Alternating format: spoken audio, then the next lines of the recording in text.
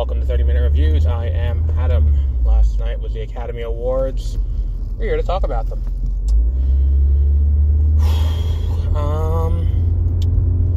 So let's start out with the elephant in the room, the big assault that happened on stage. It's just stupid. It's like, here's the thing. It's like anyone who says the Academy Awards is about honoring movies. Number one, between that, which is just, it was a dumb joke that, it took me a little bit to get, because I hadn't seen Jada Pinkett Smith up until that point. I don't think. And it's like, and it's like, G.I. Jane, what's the, oh, okay. And then it's like, once it clicks together, it's like, oh, she's got short hair. And it's the kind of thing where it's like, if you just let it go, and let the joke just die, it wouldn't have been this big thing that now we're talking about it the next day. Because, there were plenty of other really dumb jokes that just aren't going to get talked about. And now the only thing we're talking about is that. And it kind of takes his moment and turns it into this, because then his moment is defined by, he goes up on stage and slaps Chris Rock, and then he wins, Best Actor. And it's one of those things where it's like, it's one of the, I don't want to say it sullies the win, but it definitely sullies the coverage of the win, where that's what we're talking about, where it's like he, because he did that. Let's see. So that's all I'm going to talk about with that. But here's my thing, okay? And Regina Hall unintentionally pointed this out very early on in the broadcast as part of one of her, the joke sections when I had Wanda Sykes and Amy Schumer and Regina Hall all up on stage at once. They said about the, them bumping the categories out, oh, we love IATSE, and I'm like, oh yeah, I didn't even think of that. This year, there was the IATSE strike threat. All of movies, almost, movies and television, and all of, recorded and live media, almost ground to a complete halt earlier this year, because Hollywood refused to pay a living wage to their below-the-line people. And then it's like, okay, well, now all the below-the-line categories we're going to do not live and then cut them into the broadcast. It's like, well, fuck you. It's like, you know what? It is that, I didn't even think of that until she brought that up. But, yeah, those are all categories that would be impacted by the IATSE strike. That didn't happen. It's a little fucked up. So, all that notwithstanding, we don't need hosts, I don't think. Here's the thing about this. Make it a celebration of movies, that's fine. And then it's there's so much that could have been cut, and yet, they still went a half hour over. Even if you want to say the nonsense with Will Smith and Chris Rock derailed the proceedings a little bit, which it did.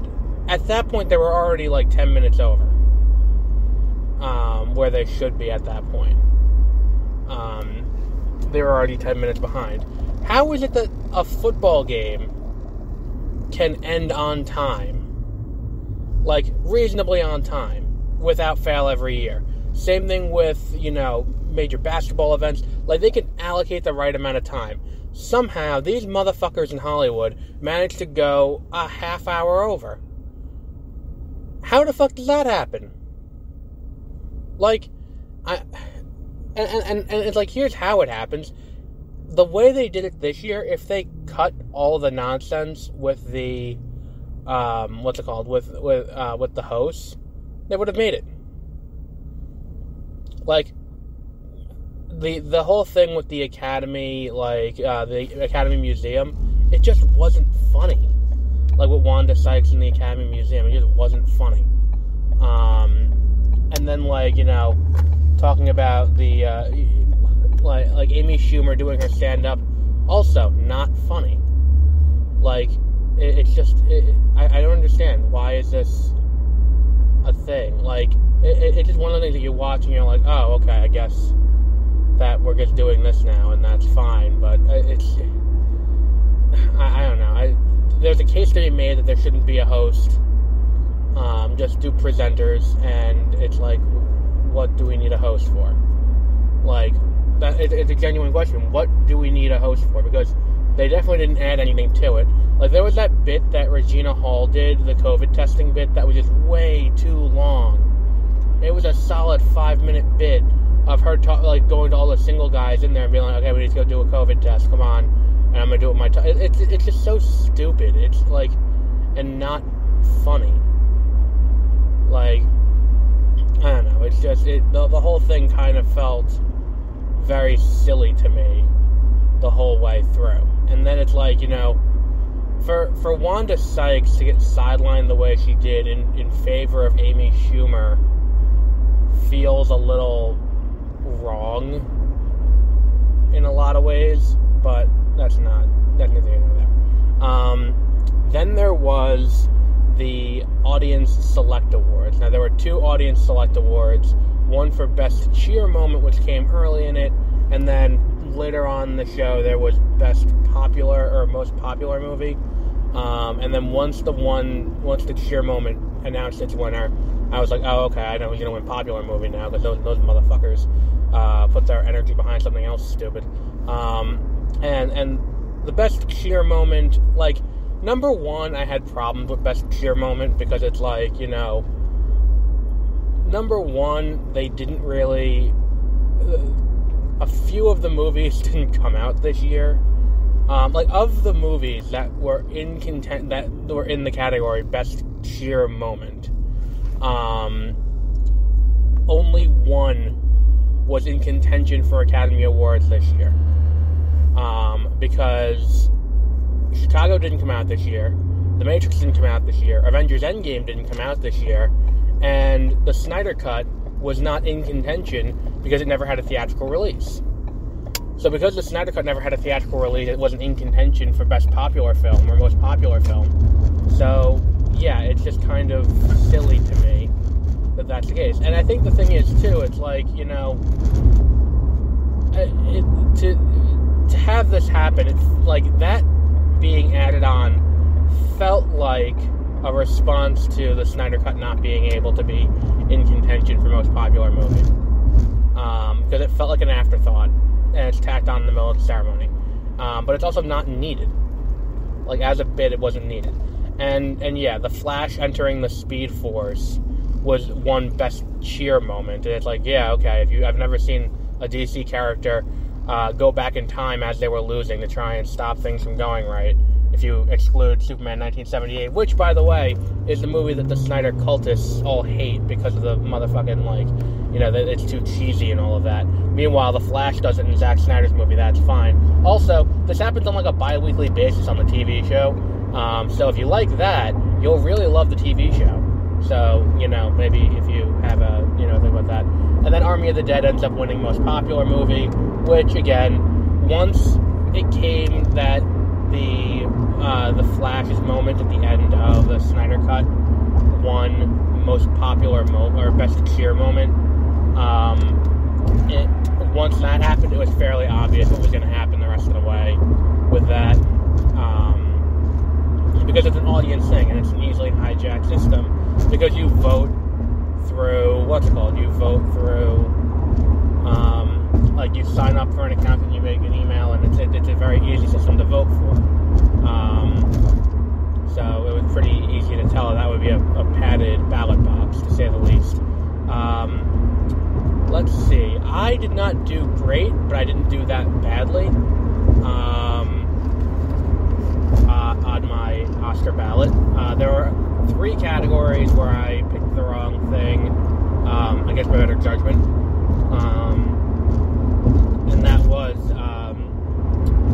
I picked Dune to lose film editing and cinematography. I stand by cinematography should have been The Power of the Dog. See, and that's kind of the weird thing about this whole award show. It's like, Dune cleaned up in the technical categories. It won 6 of the technical categories: Best Visual Effects, Best Film Editing, Best, Best Sound, Best Score, Best Visual Effects, Best Cinematography, and there's one other one. Best Production Design. And it wins all of those. And I think that, like, for all of that to happen, and for Villeneuve to not get a Best Director, it's a little bit of a slap in the face to him. Although, I don't know who I would have not nominated in his stead. That's the big problem with a situation like this, where like, we don't know who we're nominating. Like, who would you not nominate? I haven't seen, I haven't seen Drive My Car to say whether or not that was, better than Dune, but I don't know. So, it's kind of a, kind of a mixed bag there. Eyes of Tammy Faye took home 2 awards, surprisingly. Jessica Chastain won for Best Actress, which I did not see coming. I definitely thought this was Kristen Stewart's year. I thought she was going to win for Stewart. I still think that was the strongest performance of the year. And then it also won Makeup and Hairstyling, that I did predict, because House of Gucci was not going to win Makeup and Hairstyling, because you can't split the makeup and hairstyling from Jared Leto's over-the-top ridiculous performance as Fabrizio. That was just fucking insulting. What else was there? Coda really did really well. I did not anticipate... Number one, Coda got nominated for 3 Academy Awards. And if you told me when the award show started that it was going to win all 3 that it was nominated for, I would have said you were insane. Because the 3 it were nominated for were Adapted Screenplay, which I thought it was going to win that. And then it also won Best Supporting Actor for Troy Kotsur. He won Best Supporting Actor there. And then Best Picture was Coda. And it's like, I did not... Like, Coda's a great movie. It is fantastic, and I love that movie. And it's just... I didn't think it was going to win Best Picture. It's just one of those things where it's like it could have been... I thought it was going to be Belfast. Because Belfast, when I saw it, I remember thinking, oh, this is Roma without the teeth. And it's going to be a more palatable Roma. But I thought that was going to be the winner, and I was wrong about that. But then after the Screen Actors Guild Awards and after a few other after a few other award shows where they did very well, they started to get a lot of attention going into it. What else? Will Smith won Best Actor for King Richard. I think that was a surprise. Not a surprise. I think a lot of people went into it anticipating that. I just couldn't, in good conscience, vote for King Richard for really anything. Because I think that, me personally, here's my thing. I know that Venus and Serena Williams were involved with the making of King Richard. I totally and completely understand that. My problem is, you have the 2 greatest female athletes of all time in Venus and Serena Williams, and you make a movie about their dad, which I make a joke about in the beginning of the award show, but like, yeah, it's a good point. Like, 2 of the greatest female athletes ever to play any sport, and you make a movie about their dad and how their dad made them the athletes they are. Come on. Like, it's one of those things where it just felt kind of silly to me. Like, he's great in the movie, and the movie's great. It just felt weird to me that was the decision that they went with, rather than telling the story of, them. Like, telling their story about what they did. So, yeah, it's just, that was another thing. Let's see, Best Original Song went to No Time to Die, which did not exactly surprise me. I think there was some late buzz about the Beyonce song from King Richard getting some traction. What else? Best Original Screenplay went to Belfast, which is not surprising. I thought Licorice Pizza was going to win that, but it's not, nothing really surprising there. Drive My Car won Best International Feature, which is not surprising. It is a little depressing that Flea took home nothing. which I said going into it. I said going into it that Flea was going to end up going home, not winning any major awards. It got nominated for 3, and if you want to watch that movie, it's on Hulu. But I had a feeling going into this award show that it was not going to take home anything because of how wide a net that documentary cast. Because it's animated, it's a documentary, and it was an international feature. It was spread too thin to win any one. But it's such a great documentary. If anyone hasn't watched it yet, they should definitely go out and watch that. What else is there that hasn't been addressed yet?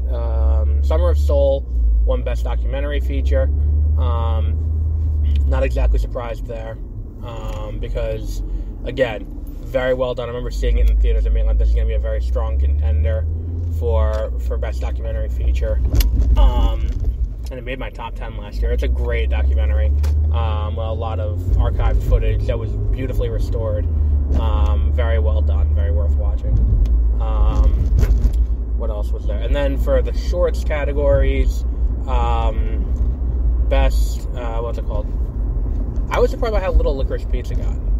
But that's not the point. The shorts categories, I went against my better judgment on this, and when it was announced before the awards show started, I was a little annoyed, because I was like, motherfucker.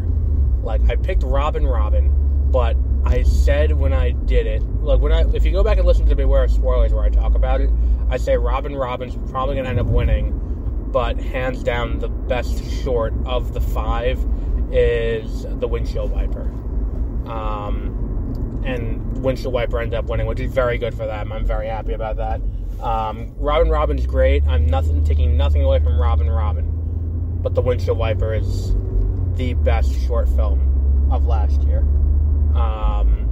hands down. And the one that I thought was going to win didn't end up winning for best live action short. I thought it was going to be The Long Goodbye. I wasn't thrilled about The Long Goodbye. I didn't particularly like it too much. You can watch it on YouTube if you want. But it did end up winning best live action short. Yeah, do what you want with that information. It's on there. For me, the best live action short was Please Hold, and that's what I would have picked. But I picked what I thought was going to win, not what I thought was the right answer. Not what I thought was the best. As evidenced by Belfast being my pick. If I picked the movie I thought was my favorite for Best Picture, I would not pick Belfast. Belfast was not my favorite of last year. If I picked my favorite, it would have been either Dune or Nightmare Alley. Both of which are my, came close to being my favorite. I don't know which, it can go based on the day. I love both of those movies. So we'll wrap up there for today. The Academy Awards were, again, just, you do your thing, do your thing about, what is this about? Is it about the movies? Is it about, what's the point of this award show? And then go from there, because apparently it's not about the movies, it's about the theatrics of it, and it's just not fun to watch. I said, I was watching it with my mom, and at one point I'm like, we've been watching this for an hour and a half, and there's been very little actual substance to this nonsense. It's not entertaining. It's it's kind of like a Jell-O of a show, where it's you're not, it's a vehicle to get to the other food, but it's not great on its own. It's not good. It's I don't know. They need to rework it, and what they did this year was not the solution. I don't know what the solution is, but I can tell you it's not this. So we'll wrap up there for today. We will be back with more news as it happens this week. So until then, have a great rest of your week.